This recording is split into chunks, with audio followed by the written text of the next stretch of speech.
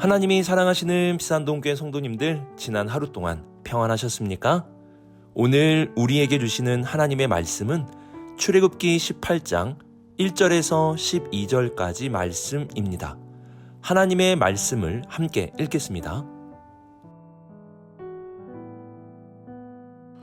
모세의 장인이며 미디안 제사장인 이드로가 하나님이 모세에게와 자기 백성 이스라엘에게 하신 일, 곧 여호와께서 이스라엘을 애굽에서 인도하여 내신 모든 일을 들으니라. 모세의 장인 이드로가 모세가 돌려보냈던 그의 아내 십보라와 그의 두 아들을 데리고 왔으니 그 하나의 이름은 게르솜이라. 이는 모세가 이르기를 내가 이방에서 나그네가 되었다 하며, 하나의 이름은 엘리에셀이라. 이는 내 아버지의 하나님이 나를 도우사 바로의 칼에서 구원하셨다 함이더라. 모세의 장인 이드로가 모세의 아들들과 그의 아내와 더불어 광야에 들어와 모세에게 이르니 곧 모세가 하나님의 산에 진친 곳이라. 그가 모세에게 말을 전하되 네 장인 나 이드로가 내 아내와 그와 함께한 그의 두 아들과 더불어 내게 왔노라. 모세가 나가서 그의 장인을 맞아 절하고 그에게 입맞추고 그들이 서로 문안하고 함께 장막에 들어가서 모세가 여호와께서 이스라엘을 위하여 바로와 애굽 사람에게 행하신 모든 일과 길에서 그들이 당한 모든 고난과 여호와께서 그들을 구원하신 일을 다 그 장인에게 말하매, 이드로와 여호와께서 이스라엘에게 큰 은혜를 베푸사 애굽 사람의 손에서 구원하심을 기뻐하여 이드로가 이르되 여호와를 찬송하리로다. 너희를 애굽 사람의 손에서와 바로의 손에서 건져내시고 백성을 애굽 사람의 손 아래에서 건지셨도다. 이제 내가 알았도다.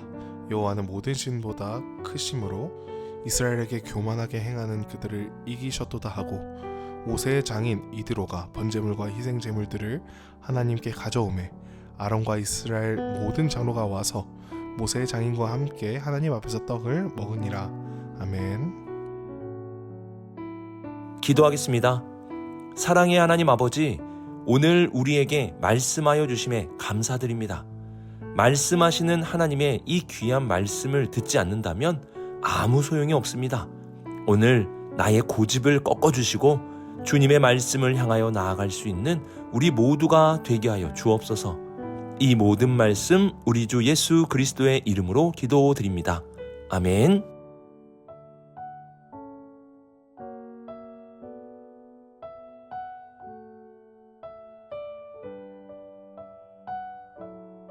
(1절에서 5절까지는) 모세의 장인이며 미디안의 제사장인 이드로가 모세의 아내 십보라와 그 두 아들을 데리고 모세에게 찾아왔다는 것을 말씀합니다.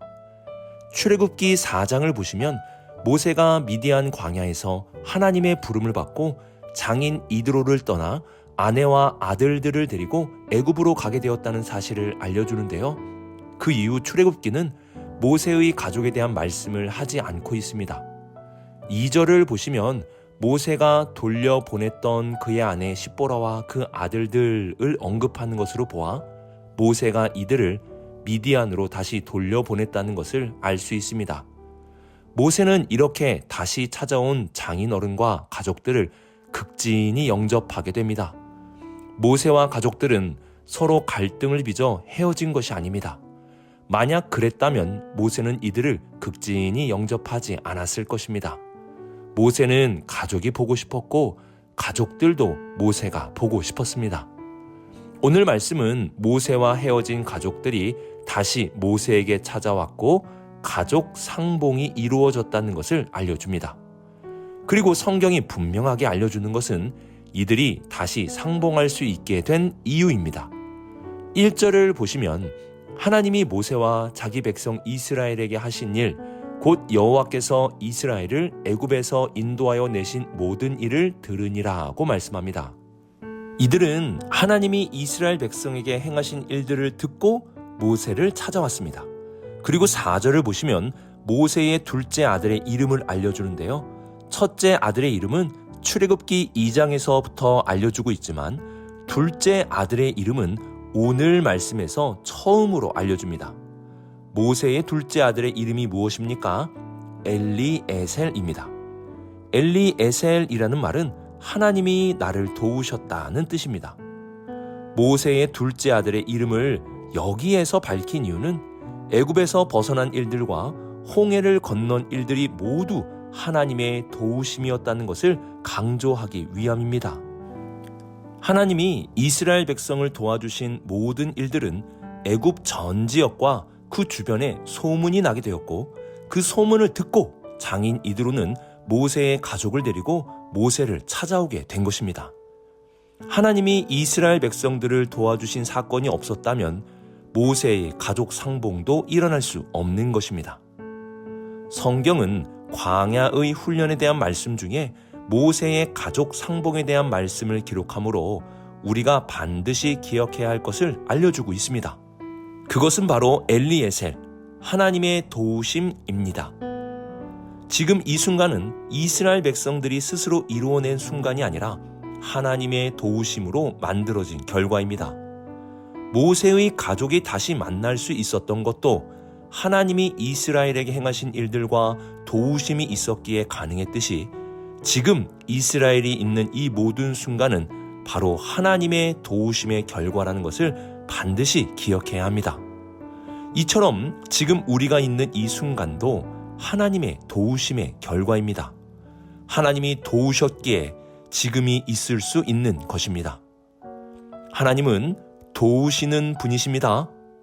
이 돕는다는 말이 처음으로 나오는 말씀이 언제인지 아십니까?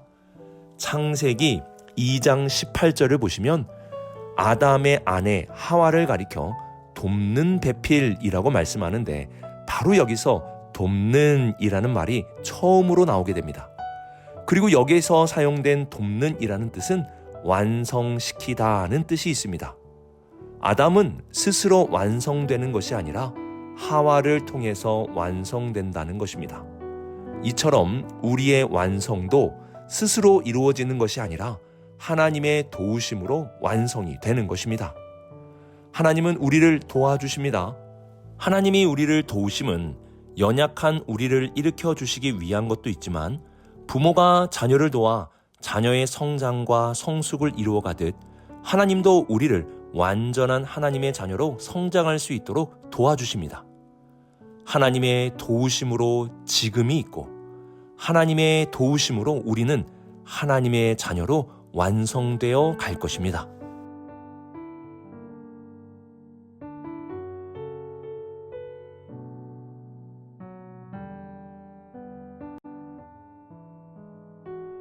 모세는 지금까지 하나님이 도우신 그 모든 일들을 장인에게 다 말해 주었습니다.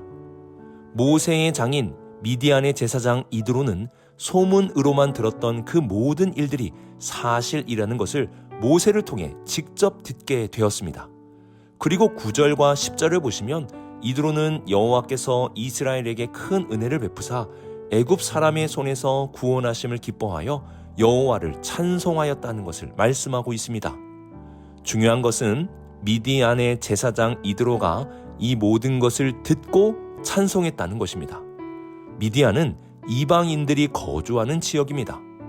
모세의 장인 이드로는 이스라엘 사람이 아니라 이방 사람입니다. 그런데 그 이방 사람이 이 모든 일을 직접 경험하지도 않았음에도 고작 소문을 듣고 모세를 통해 그 사실을 확인하게 되자 하나님을 찬양하고 있습니다. 중요한 것은 11절 말씀입니다. 11절을 보시면 이제 내가 알았도다. 여호와는 모든 신보다 크심으로 이스라엘에게 교만하게 행하는 그들을 이기셨도다 라고 말씀합니다. 이드로는 알았다고 고백합니다. 광야에서 하나님이 이스라엘 백성들을 훈련시키셨습니다.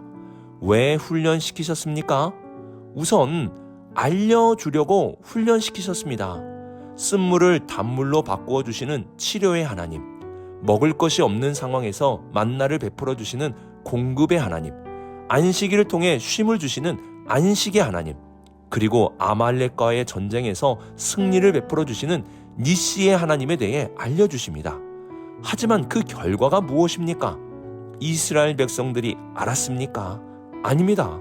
이들은 마라의 쓴물을 단물로 바꾸어 주시는 하나님을 경험하고도 르비딤에서 물이 없다고 모세를 죽이려고 했고 하나님을 시험하였습니다.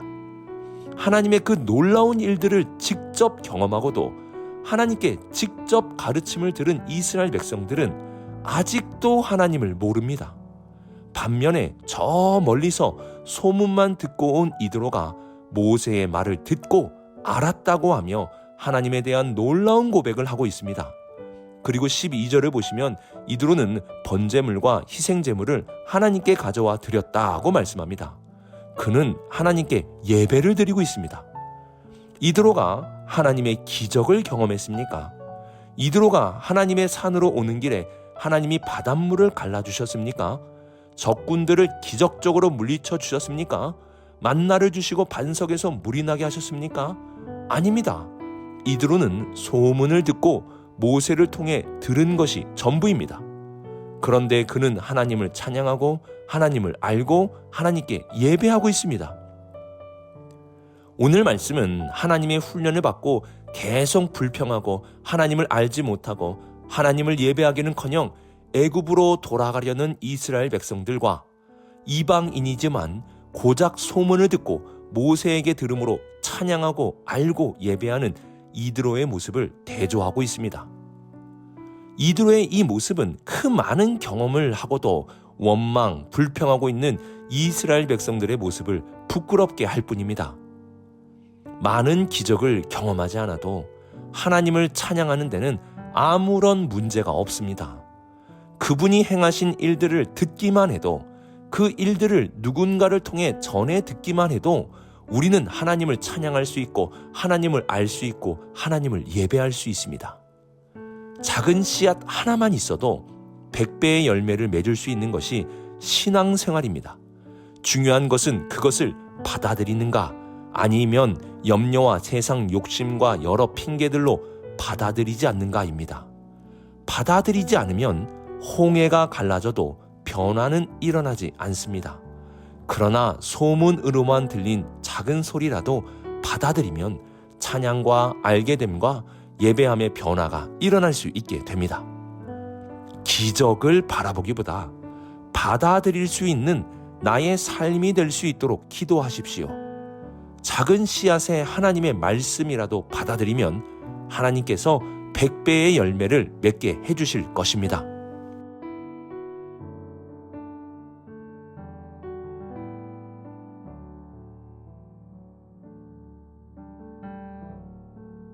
이방인 이드로가 하나님께 예배하는 이 모습은 이방인도 하나님께 나아올 수 있다는 사실을 알려주는 것입니다. 이드로는 소문으로 듣고 모세의 말을 듣고 하나님을 찬송하고 예배하였습니다. 하나님은 이 일에 대해 그 어떤 거부감도 표현하지 않으셨습니다. 그분은 이방인의 예배도 받으셨습니다. 12절을 보시면 아론과 이스라엘 모든 장로가 와서 모세의 장인과 함께 하나님 앞에서 떡을 먹었다고 말씀합니다. 이방인과 이스라엘 백성들을 대표하는 자들이 하나님 앞에 모두 모여 교제를 나누고 있습니다. 이 모습을 우리는 잘 기억해야 합니다.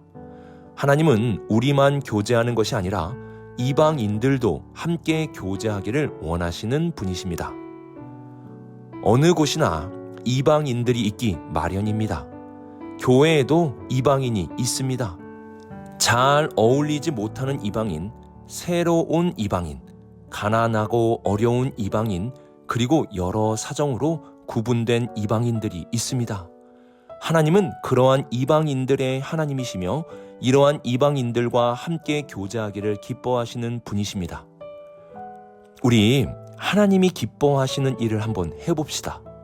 그분이 기뻐하시는 것은 이방인들과 함께 예배하고 이방인들과 함께 교제를 나누는 것입니다. 친한 사람과의 교제도 좋지만 이방인들과의 교제도 나눔으로 하나님의 기쁨이 될 수 있는 우리 모든 성도님들이 되시길 주님의 이름으로 축복합니다. 오늘의 말씀을 묵상하며 도우시는 하나님을 기억할 수 있기를 바랍니다. 하나님의 도우심이 있으면 우리는 완성될 수 있습니다.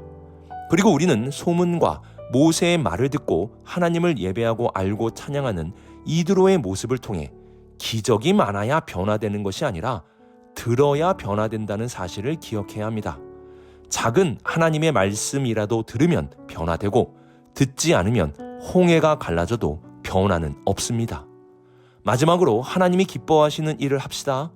우리 주변에 있는 이방인들을 외면하지 말고 그들과 함께 예배하고 그들과 함께 교제할 수 있는 우리 모든 성도님들이 되시길 주님의 이름으로 축복합니다. 기도하겠습니다.